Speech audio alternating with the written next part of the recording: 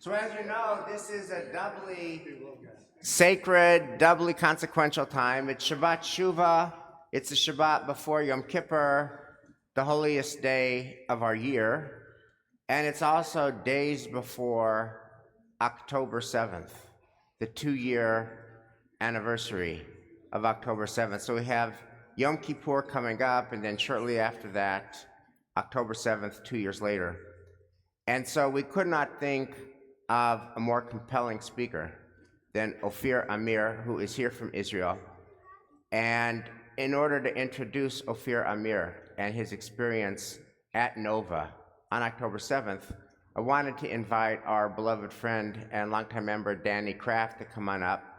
Dan is obviously so tied and connected to Israel, and he and Wendy specifically are very connected to bringing the Nova project to Boston. We are sending 2 buses tomorrow from our temple at 12 going to Nova. It's a whole experience, and we're going to be there to encounter the unreal reality that befell Ofir, who was actually at Nova on October 7th. And Dan and Wendy and colleagues brought it to us. So Dan, if you could tell us a little bit about Nova and tell us a little bit about our speaker, Ofir, and thank you. Here?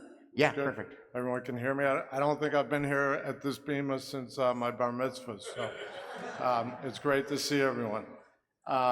Thank you, Rabbi West, for the introduction, and I'll be very quick because Rabbi literally just grabbed me in the back of the shul and said, could you introduce our featured speaker, Ofir, who's incredible. So, and you all hear from enough crafts on this bima.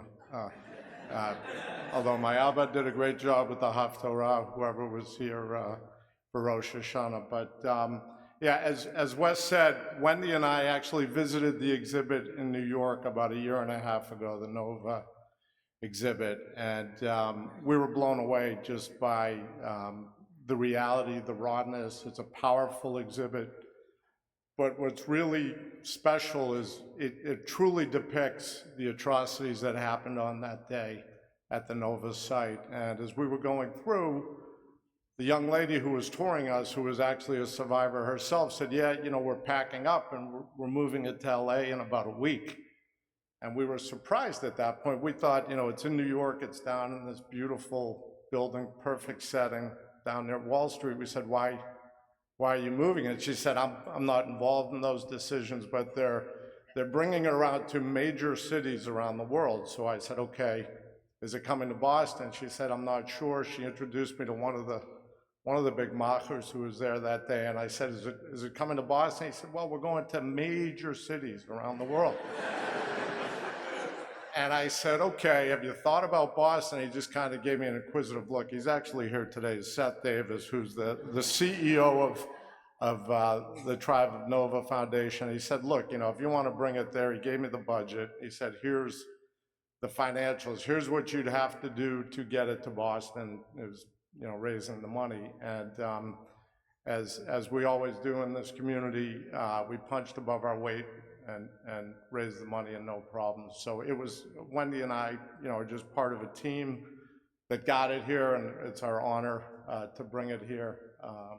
It opens, well, it officially opened yesterday, a soft opening, but it runs through October 21st. So if there's one message that I could convey to all of you, please get there, and don't just get there yourselves. Bring anyone and everyone you can to the exhibit. It's here for 3 weeks, 3-ish weeks, and it's raw, it's powerful, it's emotional, but it truly depicts what happens, and it's a great vehicle to combat anti-Semitism as well, because it's the truth, and I think people need to see it, not just from our Jewish community, but our allies in the whole greater Boston community. So anyway, I'm gonna shut up because Ofir Amir is who you want to hear from. Ofir is, as Rabbi West said, he's a survivor of the Nova tragedy. He's also one of the producers of the festival. So this was, I don't know if people know, it's an international music festival. It wasn't just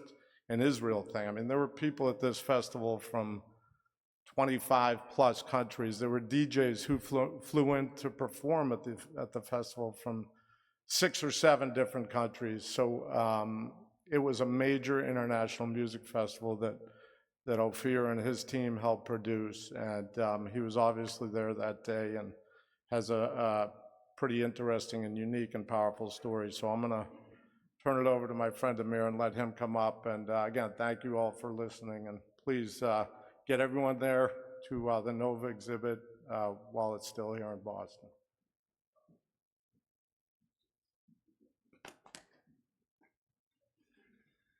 Thank you, Danny. Shabbat Shalom. So first of all, I want to say I arrived here almost 2 days ago, and I felt from the first moment I arrived in Boston the warmth and the love, and I've been to many cities, and Boston is definitely a major city, not definitely a major city. And from the moment I stepped in here, I got so many hugs and thank you. And so I really appreciate it to be here. And thank you, Rabbi, for having me. It's really an honor to be here in Boston and sharing my story. And thank you for being here and listening. So my name is Ofir Amir. I'm 42 years old, and I was born in Germany, and that's why I have a small accent. And when I was 11 years old, we moved to Israel, and since then I live in Israel. And almost 10 years ago, me and a couple of friends, we decided that we want to create a festival, but not only a festival. It was very important for us that from the beginning we build our community to share our values. We grew up with the best values. My grandparents, they survived the Holocaust, and they taught me to be kind and to be good and to give and to love and not to hate. So from the very beginning, it was important for us, the producers, that these values be implemented in the festival. The respect for one another, the love for the nature. And because we believe that when we're on the dance floor and we listen to the same music, it doesn't matter where you come from or what you believe in or what you do. We are all the same. We're dancing together, listening to the same music. So unity is very important for us. So we've been working almost 6 months to create the Nova Festival on October 7th. And it was a big deal for us because our dream was to do the biggest festival in Israel.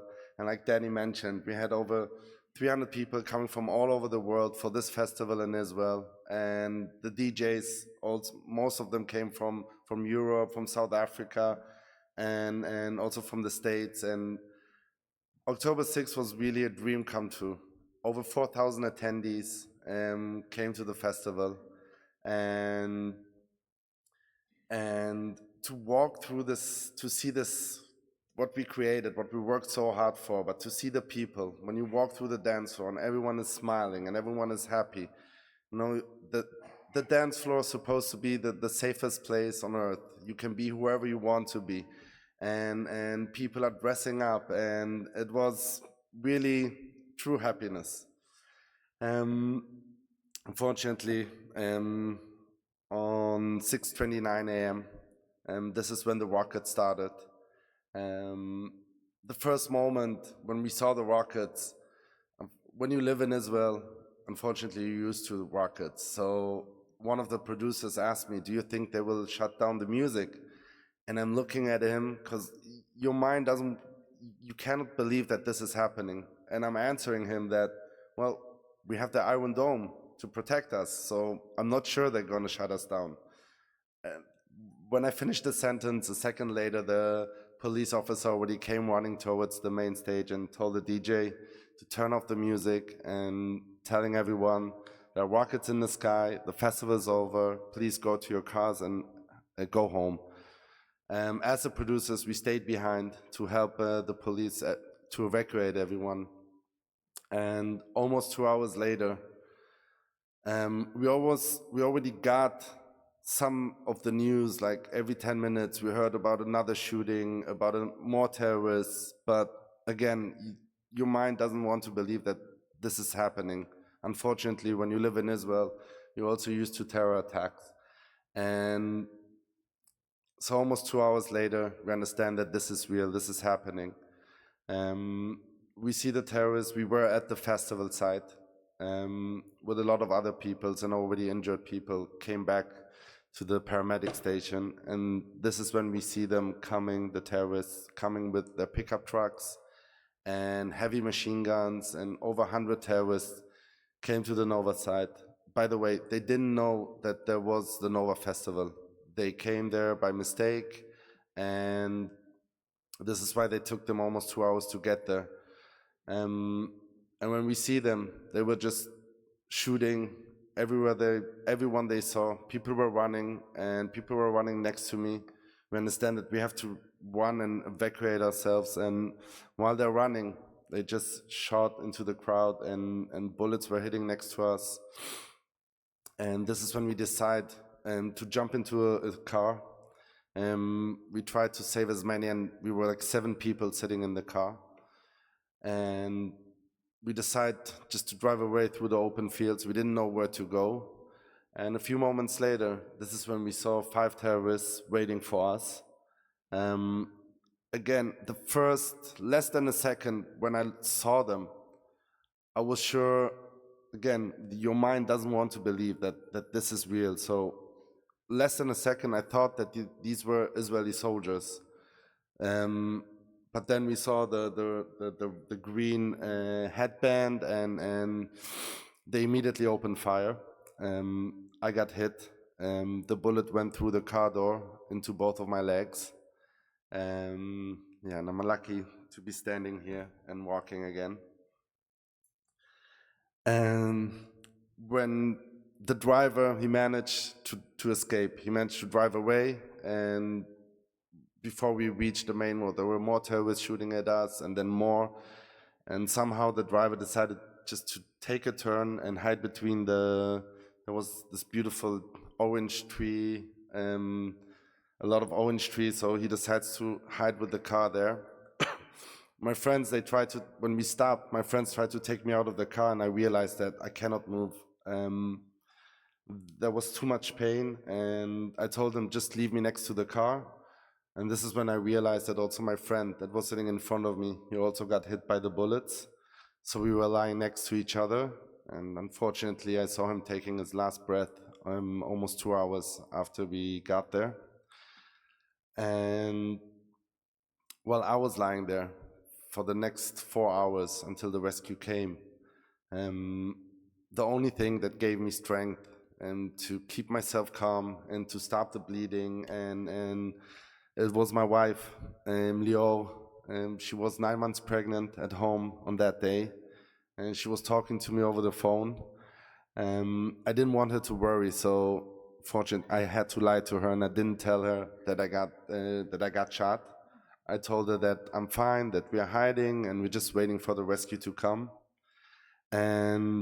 But she gave me the strength. She and our unborn child, they gave me the strength to come home. This was my only mission, to keep them safe and to come home. So 4 hours later, the rescue came, lucky for me. These were civilians risking their own lives to come and rescue so many. Maybe you heard some of the stories of Rami Davidian, and these are true heroes. So they came and rescued us. I was rushed to the hospital, and immediately surgery. And the day after, I'm lying in the hospital. I didn't see my wife yet because it was in the south and it was still a war zone. We talked to each other, all the producers, and this is when we understand that we have lost hundreds of our friends, and tens of our friends were taken hostage. And we understand that if we don't do something, if we don't take care of our people, of our community, these are our friends and families. We do these festivals and events for over 10 years.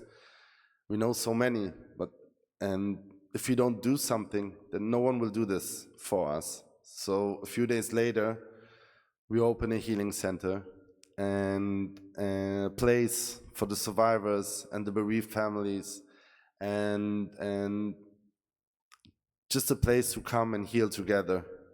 And this is also when I start to talk about the light, because there is a lot of light that happened also to me and also to this community since then. 4 weeks later, my daughter was born. Her name is Eliana. God answered. We chose that name before October 7th, but it got a whole different meaning after. And she's our biggest light. She is, when I saw my wife giving birth, I knew there is light and there is good, and this is something that we have to focus on. And the light comes in many shapes. And while we were running this healing center, which concentrated on two things, one was to give the first aid, to deal with the trauma with professionals, and the other was a place where we can come and hug and feel the love of each other, and to cry together and to heal together. And this is when also an amazing guy, Seth Davis, comes to us at this healing center and says, guys, we don't know each other, but I'm here for you. Whatever you need, because we're producers. We had no idea. We didn't know the word donation, foundation. We had to learn a whole new vocabulary. We have over 3,500 survivors and 2,500 bereaved families of first degree. And then he comes up to us and says, guys, I'm here for you. And 2 months later, we open a foundation that is taking care of the survivors and the families, focusing on post-traumatic growth and taking care of this community. And while we were running this healing center, Omri Sassi, one of the co-founders, unfortunately lost 3 family members. He lost his uncle, Avi, from LA, and his cousin and her husband, and she was 4 months pregnant. He urges us to do something for the memorial of our friends. Out of 1,200 people that were murdered on that day, 411 were murdered at Nova. And he says, I don't want 411 to be the number that defines Nova. There are names, these are our families, our friends. We have to do something so they will be remembered in the most honorable way. So we decided to open a memorial exhibit in Tel Aviv. We recreate the dance floor. We bring all the artifacts from the festival, the toilets with the bullet holes and the burned cars and the camping site. And there was a big wall with all the names and pictures. And a few days after we opened the doors, we understand that this is not only for the memorial. With this, we saw that everyone that walked through this exhibit in Tel Aviv, how he could relate, how he got affected, and what an impact it made on everyone that came there. Because the message of this exhibit it's very clear. It's what happened at a music festival. And through music and telling the story of what happened, unfortunately, at the biggest massacre in the history of music festivals. But through music, we saw how really this is for us a language that for everyone. But through this, it's easier to bring people, to tell our story, to show them what happened, to tell the truth. And so we realized that, like I said, it's not only for the memorial. We have now an amazing tool to show the world there's so much hate and so much denial and anti-Semitism, and we didn't get any support from other music festivals around the world.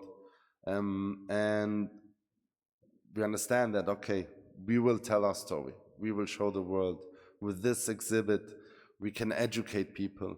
We can fight anti-Semitism and bring our allies back together, because there's so much lies on social media, everywhere you look in the media. And Danny mentioned this. This is a story about the truth.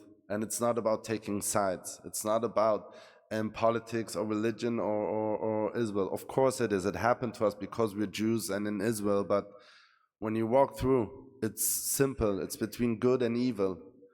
And so we took this exhibit to New York, And since then, we've been touring the last almost 2 years with this exhibit. Over 500,000 people went through this exhibit. And the journey, when you walk through it, it tells the story of Nova, from the light to the darkness and then to the light again. And for me, it's very important that this will be the message at the end of the exhibit. When you finish, you come to the light, and there's a healing area, and you will meet survivors who came from Israel, part of a delegation, to tell their story, to share their stories, and also bereaved families who lost their loved ones. They're at the exhibit telling every day their stories. And it's very important for us that at the end, people will finish and feel strength and resilience and hope. And before I finish, I will just mention this. When I came to New York with the exhibit, everyone asked me, how do you bring the non-Jews? How do you bring the Christians? And at the beginning, I gave answers. Yeah, we have a team they will reach out and we will bring everyone. And after a few weeks, I realized that it's important, first of all, for the Jews to come to see it. Because our unity, it's the most important. It's the most important. When we are united, we are strongest.